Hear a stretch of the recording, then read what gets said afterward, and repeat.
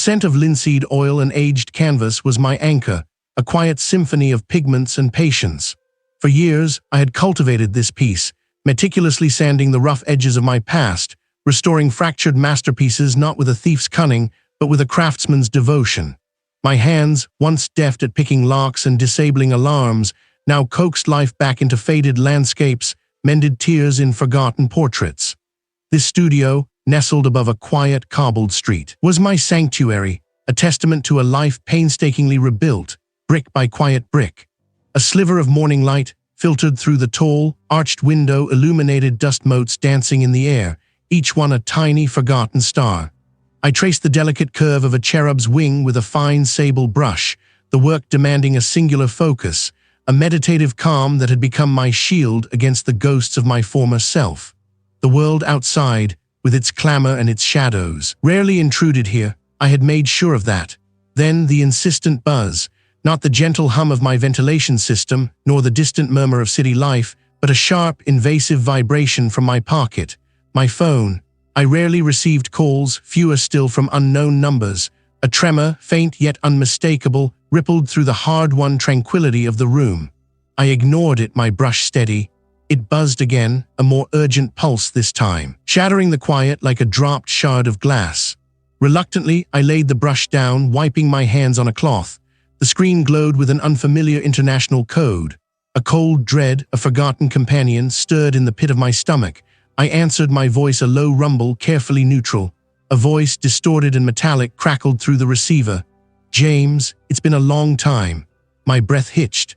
The voice was synthesized, artificial, yet it carried an echo of something I had buried deep. "Who is this?" I demanded, the practiced calm in my voice cracking just slightly.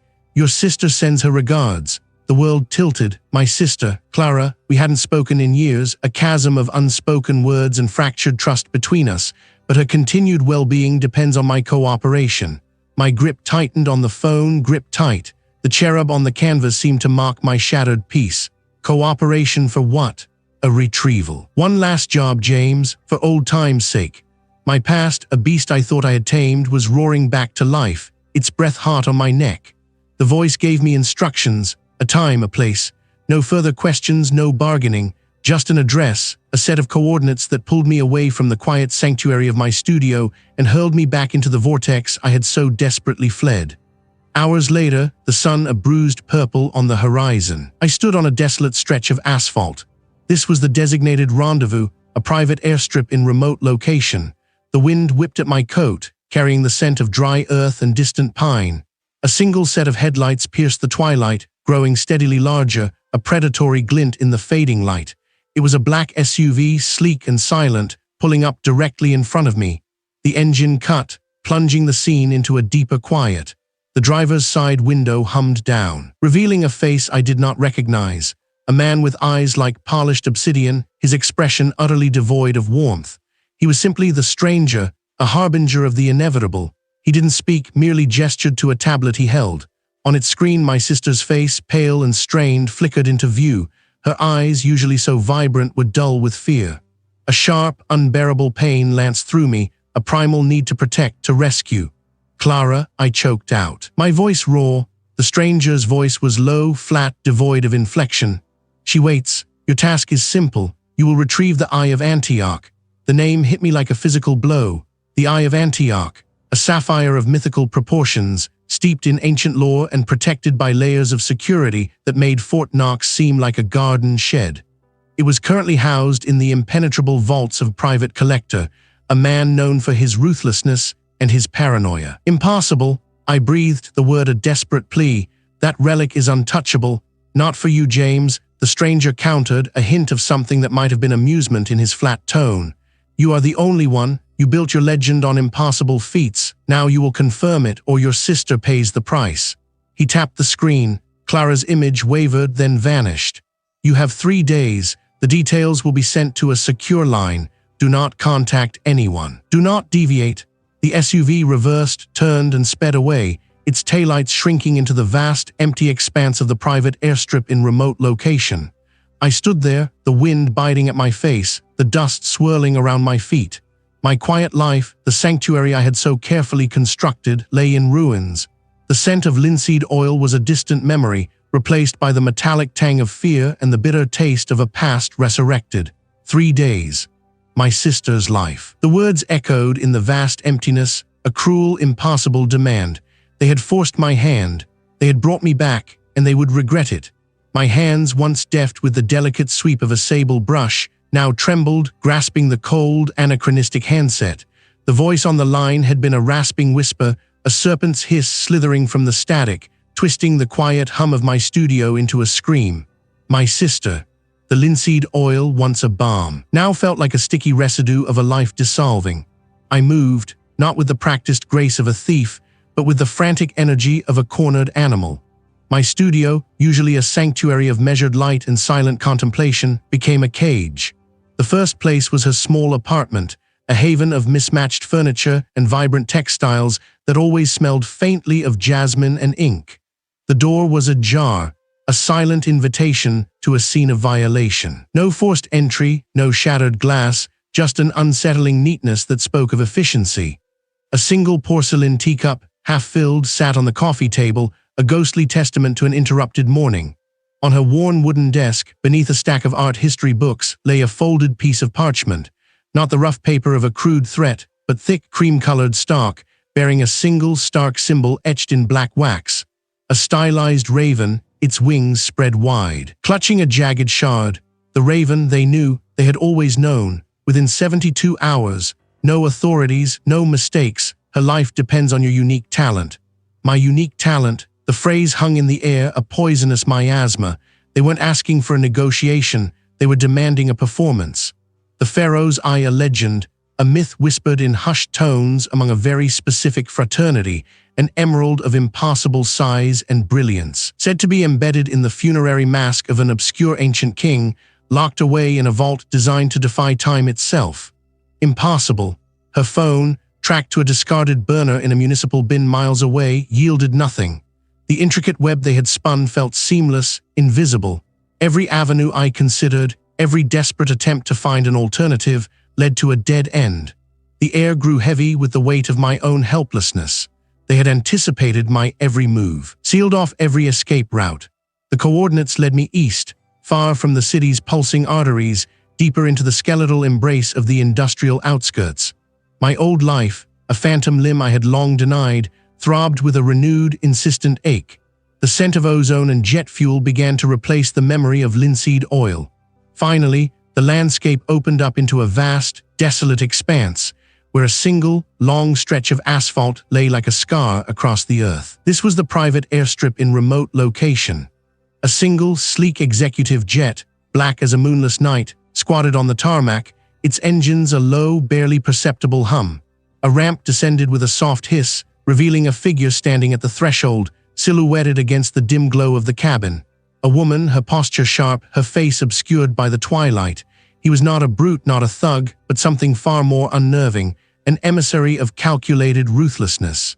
James. His voice was smooth, a silken cord tightening around my throat. It was not a question, but a statement of absolute certainty. We knew you'd come. She didn't offer a hand, didn't smile. She's quite comfortable for now. The casual cruelty of her words was a hammer blow. There was no doubt left, no sliver of hope that this was a misunderstanding. This was real. This was the Syndicate, a hydra-headed beast I had believed slain. They had found me, reached into my quiet life, and plucked out the one person who anchored me to anything good. The Pharaoh's Eye, an impossible task designed to test the limits of my legend. I looked at the jet, then back at the desolate horizon. The choice was no longer mine. The canvas of my peaceful existence had been torn irrevocably. My legitimate life, a carefully constructed illusion, crumbled to dust. A grim resolve, like a dormant predator awakening, began to stir within me. I was James, the art restorer, no more, and I would steal the sun itself if it meant bringing her home. The silence in my study was a shroud heavy with the phantom echo of her voice. Her casual cruelty had been a hammer blow, shattering the fragile glass of my carefully constructed piece. The Syndicate, a hydra indeed, and I, a fool, had believed its head severed, its venom spent. Now it had found me, reached into the quiet life I had so painstakingly cultivated, and plucked out the one person who, despite our chasm, anchored me to any semblance of family. My sister. On the polished mahogany, amidst the untouched blueprints of the life I had built, lay a stark, unadorned envelope. Its contents were simple: a grainy photograph of the artifact they coveted, a priceless bauble shimmering with stolen history, and a single chilling instruction. No pleasantries, no threats beyond the unspoken one that clawed at my gut. They knew me. They knew what I was capable of, and they knew the precise leverage to make me unleash it. My fingers traced the edges of the photograph. The artifact, a relic of ancient craft, seemed to mock me with its serene beauty. It was a ghost from a past I had buried deep, a siren song luring me back to the precipice. Reluctance was a bitter draught, but the alternative was unthinkable.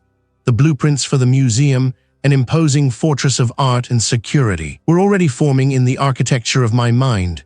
Each laser grid, each pressure plate, each blind spot was a challenge, a complex puzzle piece waiting to be placed. The details were intricate, the security formidable, but not impossible. Nothing ever was. The first call was the hardest. My thumb hovered over the contact. He had been more than a colleague. He had been a confidante, a friend. I had left him with nothing but a terse note and a lifetime of unanswered questions. James, his voice when it finally answered was a cutting shard of ice. After all this time, I have some nerve. I know, I admitted, the words tasting like ash. I wouldn't call if it wasn't. I trailed off, unwilling to expose the raw wound of my sister's capture to her. She deserved more than platitudes, but I had nothing to offer but my desperate need. A sigh, long and weary, hissed through the line. What is it this time? Another masterpiece I've decided the world doesn't deserve in a public gallery. Her sarcasm was a whip crack, each syllable laced with the resentment I had earned. It's not for me, it's a debt, one I have to pay. I heard the hesitation, the flicker of a memory of the unspoken camaraderie we once shared. More than I've ever needed anyone. For this, I'm asking for everything. The line went quiet, a vast, echoing chasm. I thought you were done with them. The relief that washed over me was a fleeting comfort, quickly replaced by the bitter knowledge of what I was dragging her back into. The syndicate's reach, it seemed, extended even to the quiet corners where my former crew had sought refuge. Next was the logistics expert, a man whose quiet demeanor hid a mind that could orchestrate chaos with surgical precision. He answered with a gruff, "What do I want, James?" No pleasantries, just a blunt demand. I need to move mountains, I said, bypassing any preamble, and ghosts. A short, humorless laugh. Mountains I can do, ghosts are my specialty. What kind of mountain? I laid out the bare bones of the situation, the impossible target, the overwhelming odds. He listened, silent and unyielding, until I finished. This isn't for he finally stated, his voice flat. This is for someone else. Someone important enough for I to risk everything I built. Yes, I confirmed, the single word a testament to my desperation. And what makes I think I'd get back on the carousel with he challenged, a raw edge to his voice. Last time I just stepped off and left the rest of us spinning. Because I read the best, I need to trust me one last time. Another long pause, punctuated only by the distant hum of traffic on his end. One condition, he finally said, his voice hard as flint. No disappearing acts this time. I finish this, I clean up the mess, and then I stay gone for good. Agreed, I said, my voice hoarse, two down. The pieces were grudgingly falling into place, each one a sharp reminder of the life I had sworn to abandon. Their resentment was a palpable force, a constant hum beneath the surface of our strained conversations. The journey to our rendezvous point was a blur of highway miles and hushed phone calls, coordinating movements, confirming arrangements. My mind, once a quiet lake, was now a tempest, churning with strategies, contingencies, and the relentless image of my sister's face. Every mile was a step further away from the man I had become, deeper into the skin of the phantom I once was. Hours later, as the last vestiges of twilight bled from the sky, my vehicle crunched onto the gravel of a private airstrip in remote location. The air was thin, carrying the scent of pine and distant rain. As I killed my own engine, the analyst emerged from the passenger side, her arms crossed, her expression a mask of cool displeasure. Her gaze swept across the desolate landscape, then settled on the jet. They're not even letting us breathe before they push us into the belly of the beast. Her words hung in the cold air, confirming my darkest suspicion. The syndicate wasn't just observing, they were orchestrating. The jet, the remote location, it was all part of their plan, a clear sign that they were pulling the strings, not just with me, but with my entire crew. The sense of being watched, of being a pawn in a game far larger and more sinister than I had anticipated, solidified into a terrifying certainty. We weren't just gathering, we were being gathered. The cold wind. A phantom hand ruffled my collar on the private airstrip in remote location. The jet, a sleek, dark predator, waited on the tarmac, its engines a quiet hum of contained power. Her words they knew they orchestrated still echoed in the hollow chambers of my mind, a chilling symphony. The syndicate wasn't merely observing, they were conducting, their unseen baton waving over every move, every breath. This wasn't a game of cat and mouse. It was a carefully choreographed trap. And my sister was the bait. I turned from the desolate horizon, where the last sliver of dawn bled into a bruised sky, and faced my crew. The pilot, a man whose hands were as steady as his gaze, checked his instruments. The tech specialist, a wiry figure hunched over a glowing console, his fingers dancing across a keyboard. The demolitions expert, a quiet force, ran a cloth over his tools, a ritualistic calm before the storm. A sapphire, rumored to hold the very soul of the Aegean. It rests in the private vault of the collector, deep within his coastal estate. I gestured to the schematics displayed on a holographic projection, a ghost of a building shimmering in the pre-dawn light. Our intel suggests a standard, albeit robust, security grid. Lasers, pressure plates, thermal cameras, nothing we haven't seen. My words were a performance, a necessary lie to maintain their focus, even as the syndicate's puppet strings tugged at my own resolve. I couldn't burden them with the full weight of my suspicion, not yet. My mind, however, raced, dissecting possibilities, anticipating betrayals. The syndicate's reach felt omnipresent, a suffocating blanket. Had they planted false intel, there was this entire operation a setup, not just for the artifact, but for me. The thought was a bitter gall in my throat. Hours later, cloaked by the deep velvet of night, we descended upon the coastal estate. The air was thick with the scent of salt and pine, a deceptive tranquility. The lookout, perched high in a gnarled cypress, was the first to report. "Perimeter clear, James. Patrols are light, just as expected." A flicker of unease rippled through me. "Too easy." "Move in," I commanded, my voice flat. The tech specialist, nimble as a cat, slipped through the outer fence. He knelt by a junction box, his specialized tools gleaming under the faint starlight. We waited, a breath held collectively. Moments later, his voice crackled through my comms, tight with a sudden, sharp edge. "James, we have a problem." My gut clenched. "Elaborate." "The schematics, they're obsolete, massively. This isn't the system we prepped for, not even close." His fingers flew across his console, frantic. "The laser grid here, it's a pulsed quantum entanglement array. Impossible to spoof, nearly invisible to conventional sensors. And the pressure plates, they're tuned to resonant frequencies, not just mass. This wasn't just an upgrade, it was a complete overhaul." My eyes swept over the estate, now appearing far more formidable under the tech specialist's description. The faint shimmer I'd dismissed as dew on the grass, the almost imperceptible hum that vibrated through the earth, they suddenly coalesced into the undeniable presence of an advanced, unseen barrier. "The thermal cameras," I pressed, my voice deceptively calm. "They've been replaced," the tech specialist reported, his breath catching, "by multispectral optical sensors. They see beyond the visible, beyond infrared.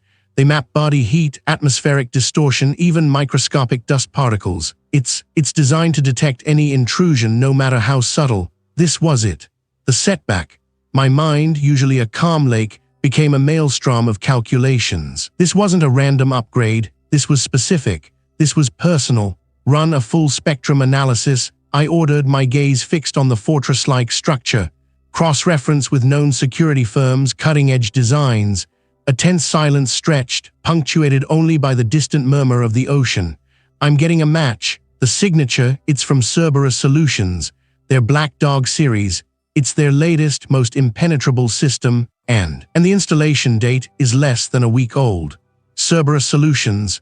Their name evoked images of mythical guardians, and their systems were legendary for being unbreachable. Less than a week old. The pieces clicked into place with a sickening thud. The syndicate hadn't just known I was coming, they had anticipated my methods, my historical targets, my signature. They had brought in the best to counter me, transforming a standard heist into a digital labyrinth designed to trap a ghost. This was the true reveal. They weren't just pulling strings, they were weaving a bespoke cage. The air grew heavy with unspoken tension. The demolitions expert shifted, his hand instinctively going to his pack. The lookout, usually unflappable, sent a questioning glance my way. Doubt, a venomous current, threatened to spread through the team, but panic was a luxury I couldn't afford. My sister's face, pale and distant, flickered behind my eyes, a silent plea. My determination hardened, crystallizing into a diamond-sharp resolve. Cerberus, I mused aloud, the name a bitter taste. They build walls, but every wall has a foundation, and every foundation has a weakness. I began to adapt, my mind already sifting through decades of knowledge, forgotten blueprints, and unconventional tactics. The quantum entanglement array, I murmured, it relies on a stable field. Find me its primary power conduit.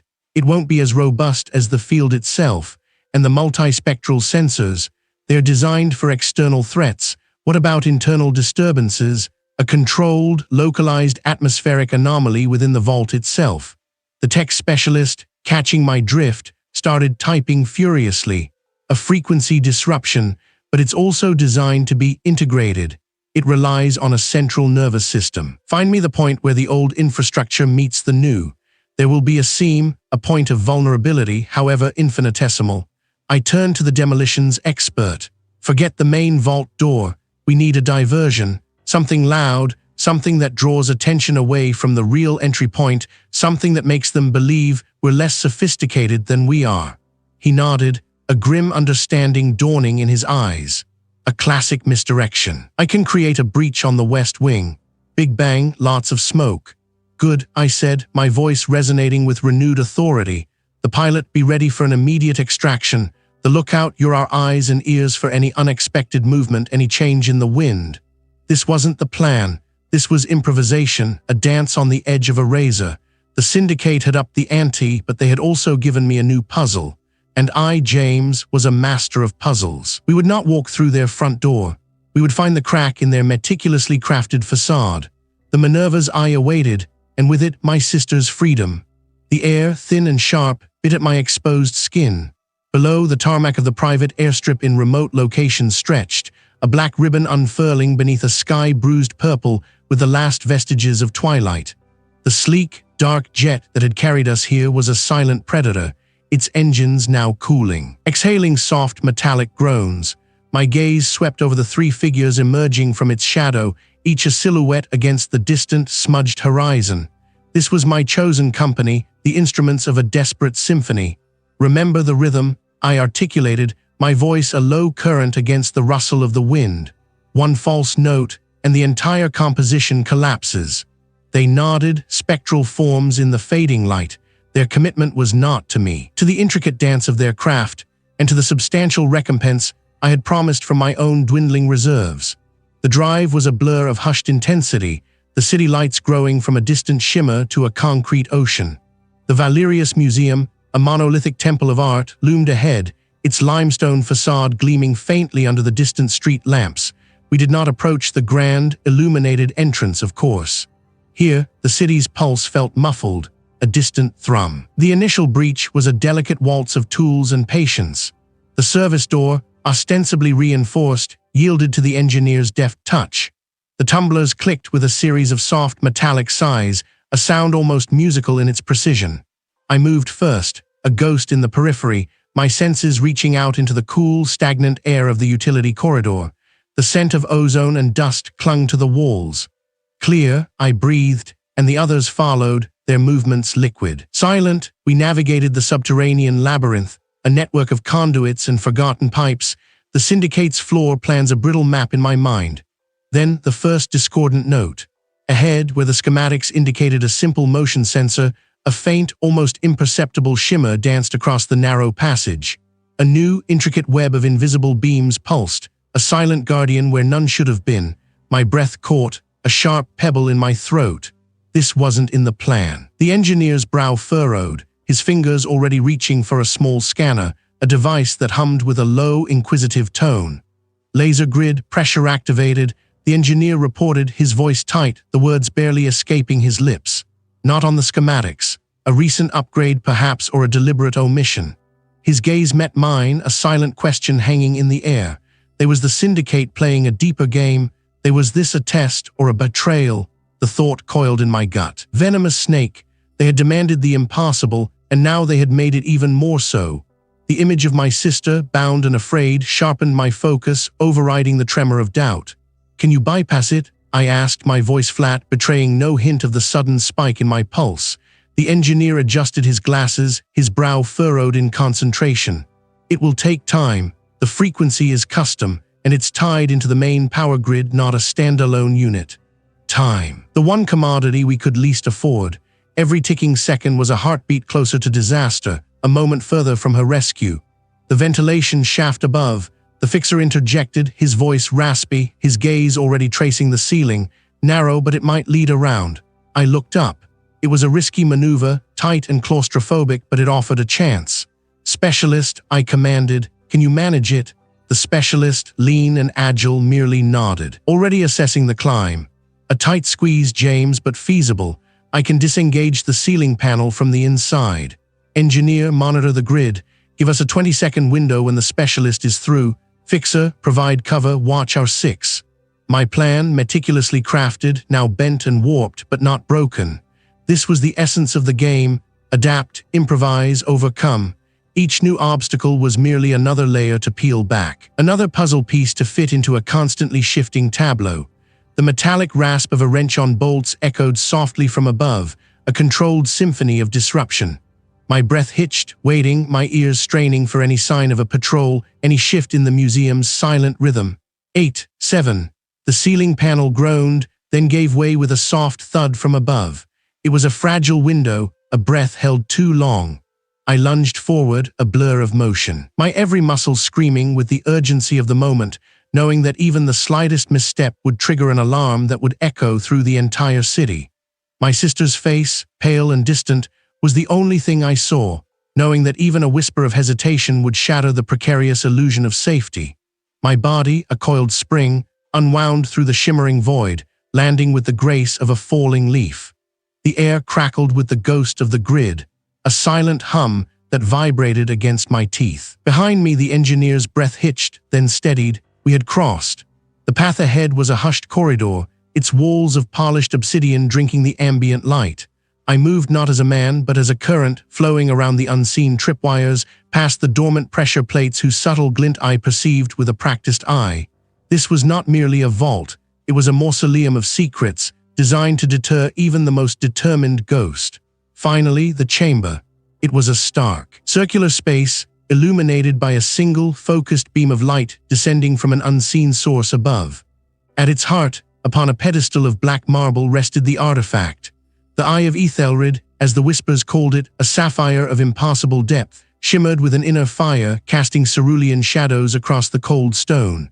It was larger than I had anticipated, a formidable orb, pulsating with a quiet, ancient power.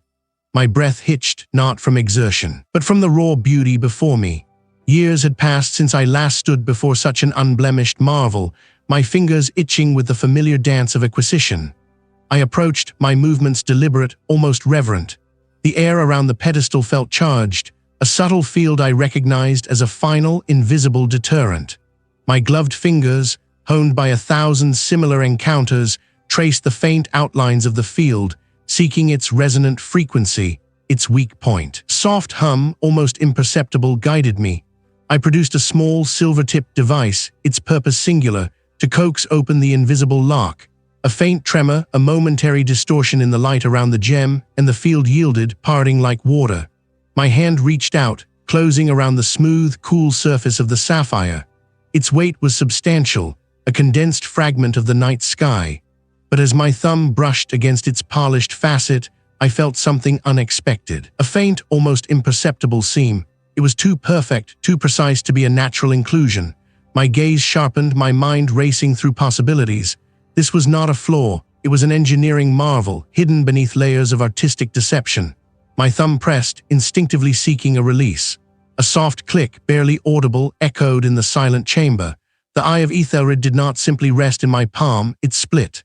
Inside, nestled in a velvet lining, was not the unblemished heart of a gem, but an intricate lattice of glowing circuits, a crystalline matrix pulsing with a faint internal light. Data. It wasn't merely a gem, it was a storage device, a key, a repository of information. The syndicate didn't want the sapphire for its market value, they wanted what was inside it. My sister's life was staked on something far more complex than a simple heist. The rug had been pulled, not from beneath my feet, but from beneath my very understanding of the game. A rather elegant solution, wouldn't I agree, James? The voice, calm and cultured, sliced through the quiet like a razor.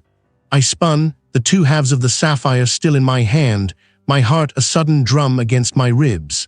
Standing in the entrance where I had entered was a figure I recognized from the periphery of old intelligence dossiers, the syndicate's primary operative. A man whose face was as forgettable as his reputation was lethal.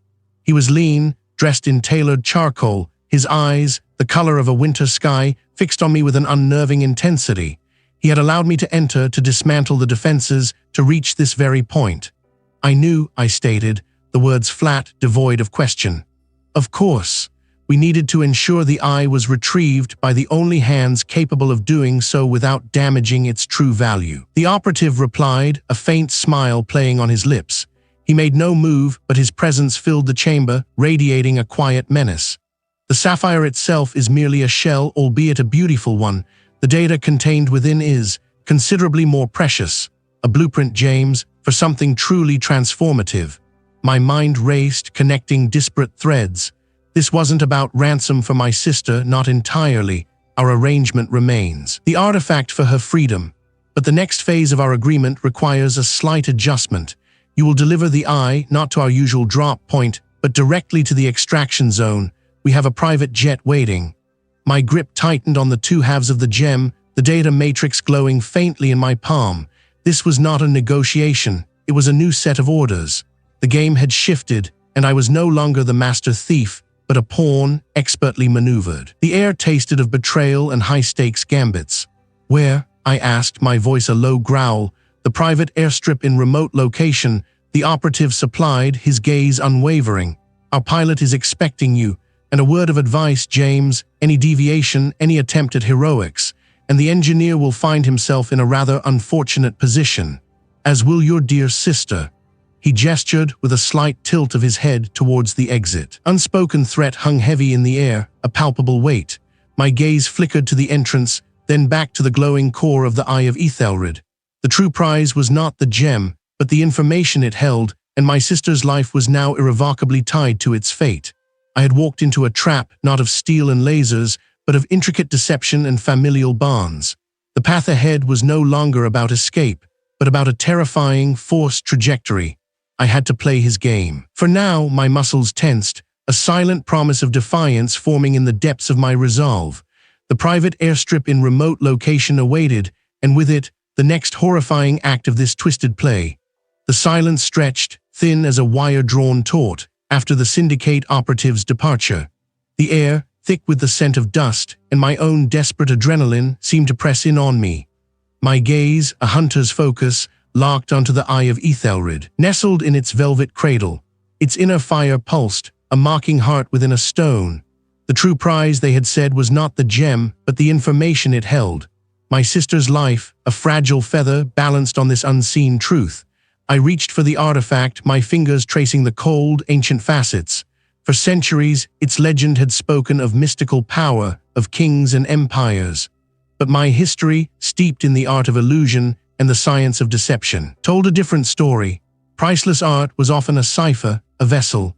I remembered an obscure detail from an old text, a whispered theory among antiquarians about certain archaic materials reacting to specific sonic frequencies. From a hidden pouch within my coat, I extracted a small, finely crafted device, a relic from my former life, designed for subtle manipulations. Placing the emitter against the gem's base, I initiated a low-frequency pulse. For a moment, nothing, the eye merely glowed, indifferent. Then, a shiver, barely perceptible, ran through the stone. The internal light intensified, not merely reflecting but emitting. A faint, shimmering projection flickered into existence above the gem, like heat haze coalescing into form. It was a map, crude but unmistakable, of a remote, desolate region. A single, blinking red dot pulsed in its center. Beneath it, a series of alphanumeric characters scrolled, then resolved into precise coordinates. My breath caught. My sister. He was alive. A fierce, primal surge of relief and fury ignited within me. The coordinates pointed to a location far from the city, nestled deep within a forgotten industrial zone. A disused factory, by the looks of the satellite imagery that quickly resolved from the projected data, surrounded by a high perimeter fence and what appeared to be recent fortifications. They had moved her. A secondary stronghold, precisely as I had anticipated. The syndicate, always 2 steps ahead, always a contingency. But I had my own contingencies. Time became a blur of sharp edges and urgent decisions. I moved with the silent efficiency of a predator, my mind a whirlwind of calculations.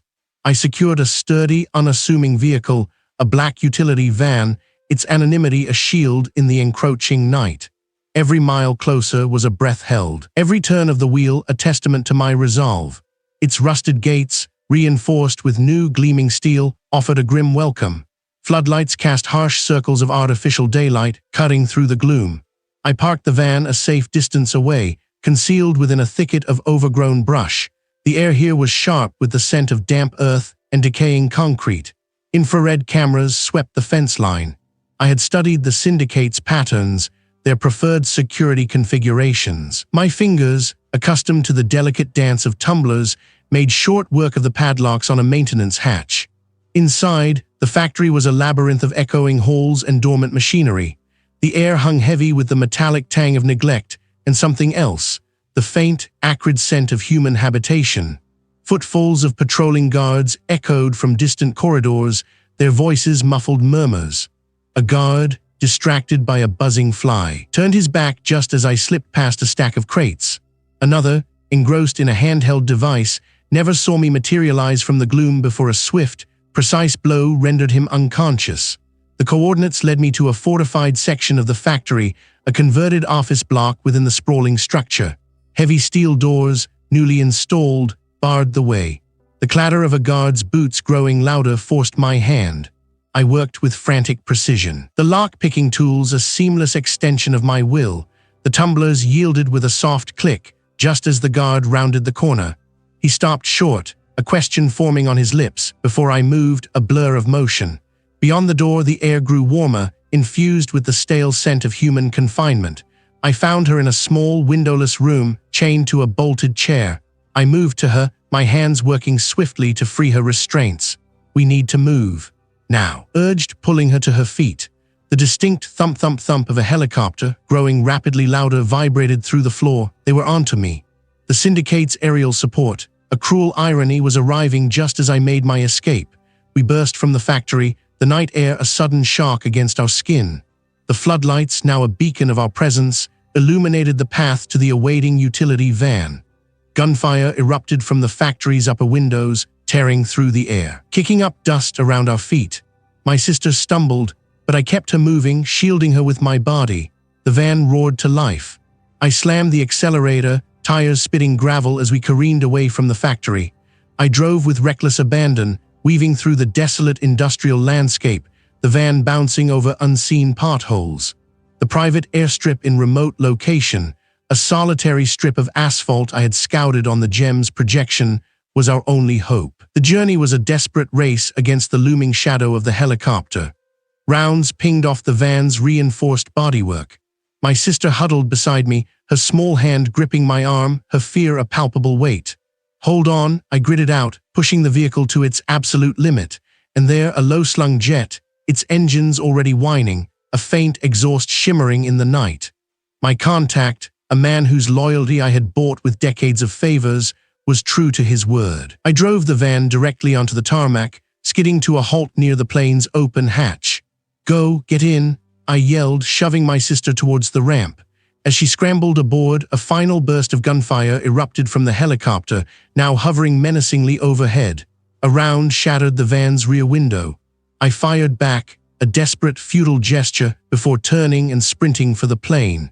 The plane's engines screamed, a promise of freedom. I dove through the hatch just as the ramp began to retract, the last vestiges of my old life snapping shut behind me, with my sister finally safe.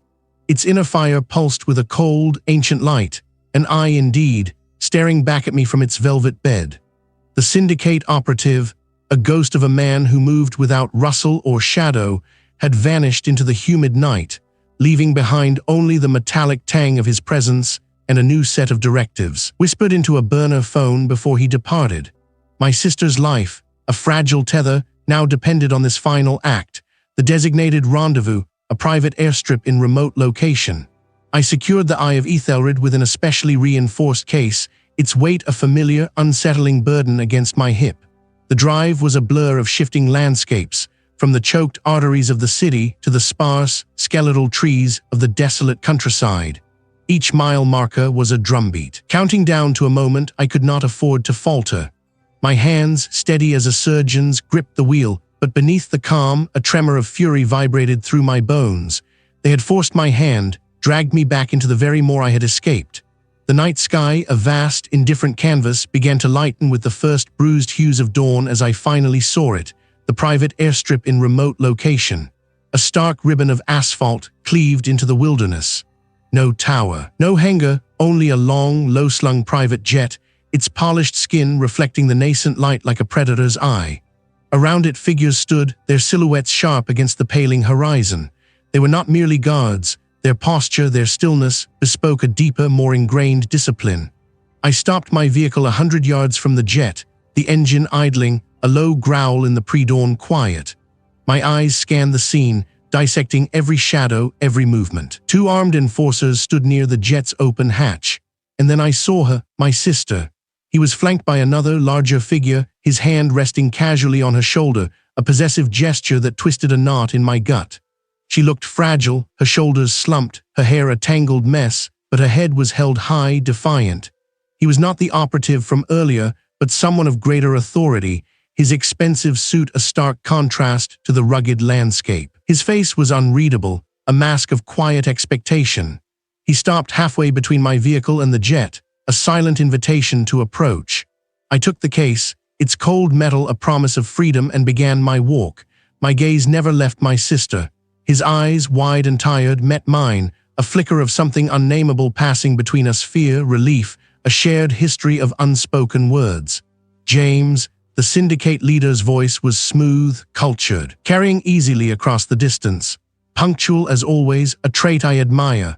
I stopped a few feet from him, the case held loosely at my side. Where is the other operative? He gestured with a subtle flick of his wrist. The enforcer's hand tightened on my sister's shoulder, a warning, then he nudged her forward. She stumbled, then caught herself, her gaze fixed on me. The exchange, the leader stated, his voice devoid of emotion. The eye for my sister. A simple transaction. I opened the case, revealing the Eye of Ethelred. Its inner light seemed to dim slightly in the harsh pre-dawn, a captive jewel. The leader's eyes widened imperceptibly, a brief flash of genuine avarice. This was not just about control, it was about acquisition. It's genuine, I affirmed, my voice low. As promised. Excellent. He nodded to the enforcer. My sister was pushed forward again toward me this time. As she moved, her foot scuffed something on the ground, a discarded wrapper, perhaps, or a small stone. Not from the ground. It looked like a fragment of obsidian, but with a strange, almost unnatural sheen. The leader stepped forward, his hand extended for the case. I held it out, our fingers brushing as he took possession. The exchange felt heavy, both literally and figuratively. As he turned, cradling the case, I saw a tattoo peeking from beneath his cuff, not a symbol, but a series of precise, geometric lines, reminiscent of ancient cartography, a map perhaps, or a code. The fragment on the ground suddenly clicked into place. Not obsidian, something else, something rare. My sister reached me, her arms wrapping around me in a desperate, clinging embrace. I held her tight, feeling the tremble in her frame, the fragility of her relief. Over her shoulder, I watched the leader disappear into the jet, the Eye of Ethelred secured. The enforcers followed, their faces impassive. The engines whined to life, a rising crescendo of power. "Are I all right?" I whispered into her hair, my voice rough with emotion. He pulled back, his eyes brimming. "I am now, James, I am now." Her gaze flickered to the jet, then back to me, a lingering shadow of fear. They said they knew everything about us. About you, asterisk. The jet began its lumbering roll down the runway, gathering speed. This syndicate wasn't just a group of opportunistic criminals. They were collectors, yes, but also archaeologists of a sort, or perhaps guardians of a secret history.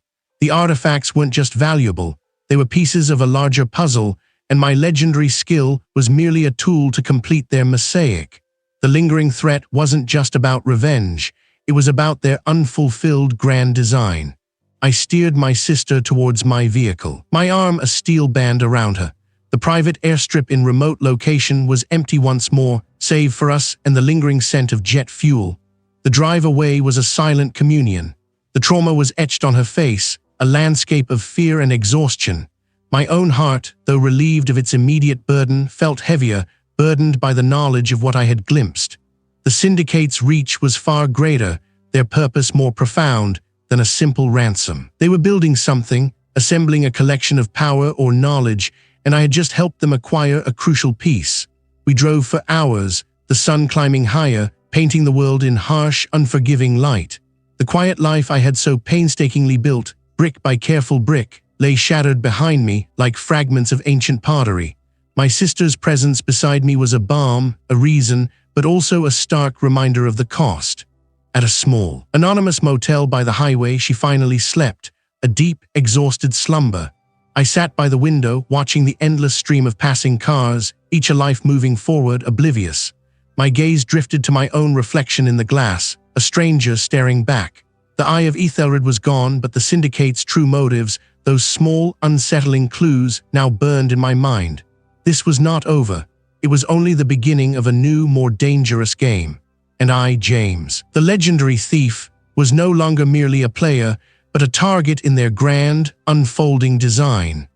My path, once clear, now branched into an uncertain wilderness, where old ghosts and new enemies awaited.